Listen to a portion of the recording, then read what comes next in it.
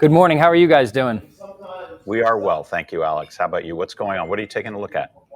Yeah, well, the main change today was AccuWeather just released an update to our seasonal numbers for the hurricane forecast in the Atlantic Basin, and we adjusted the number of named storms and the number of hurricanes that we expect for the rest of the hurricane season.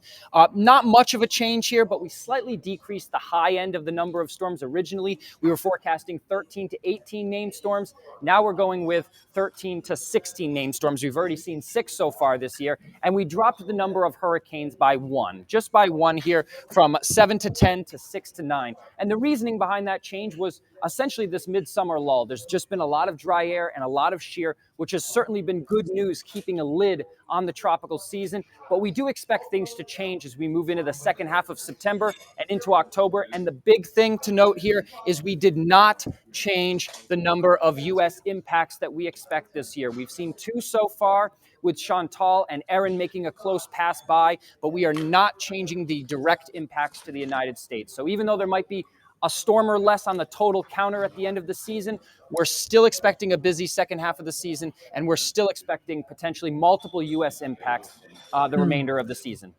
Yeah, that's really interesting to see how you adjust all this stuff in real time, Alex. What's happening on the West Coast in the Pacific?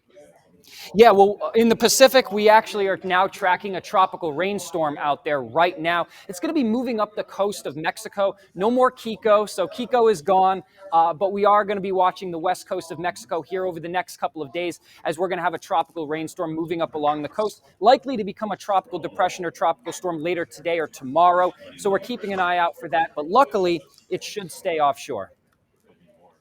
What's going on in the Gulf, though, Alex?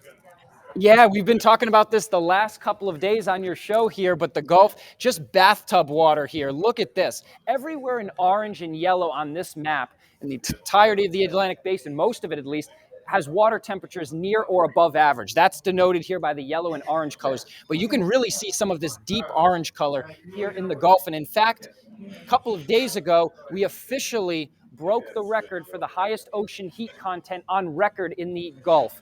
And so what ocean heat content is essentially the amount of energy that's in the ocean. 2024 was the highest on record, and we just surpassed that right here. So you can see right up at the top here, the blue line is average. So you can see how much above average we are with that amount of energy in the Gulf. And so the concern as we go throughout the rest of the hurricane season is if we see anything enter into the Gulf, we really need to watch out, because that can allow for rapid intensification. We saw that with Milton and Helene last year.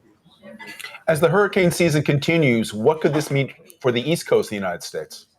Yeah, well, currently right now we're tracking a couple of areas of interest right now, one off the East Coast. The good thing is there's a lot of wind here, a lot of hostile winds that should just rip this area apart. I do not expect development really to occur with this area. But now we have an orange blob way out in the Atlantic. That's the next tropical wave that we're going to be watching.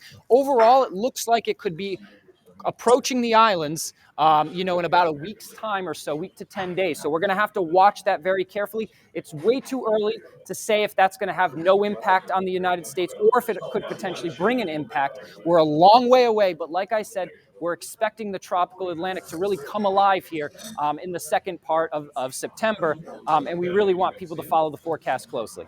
And I don't like to hear about an orange blob. Orange blob, yeah, exactly. Thanks, Alex.